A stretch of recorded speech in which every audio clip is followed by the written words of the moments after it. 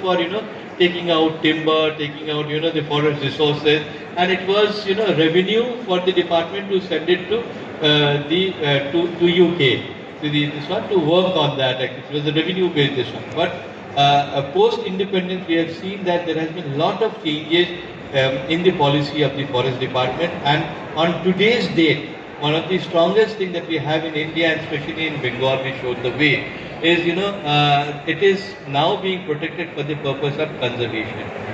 So when we say for the purpose of conservation, we look into it that how much do we need for the sake of conservation the livelihood of the local people to be attached to the park.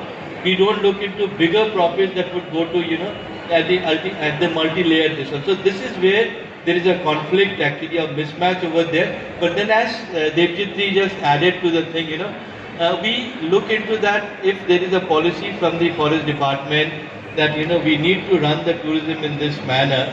So if the tour operator, travel agent, they have a pre-departure program, which is very common into responsible tourism, and tell them that these are the things that you would be getting, these are the experience you will be getting.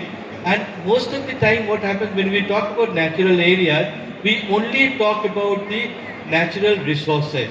We don't talk about the culture around the natural area which is linked to the nature. So those are the things from the department we have been trying to take out those things, is how the local people culture is attached to the natural resources, how the cultural heritage is directly related to the natural heritage, and this is where how we are trying to cover it. It is a very tough thing, unlike many countries where the protection is for the purpose of revenue. A lot of countries we see where wildlife tourism comes at the cost of only revenue. Here we need to find the balance between the two. So this is where in our country, while we use tourism, it is a double-edged sword.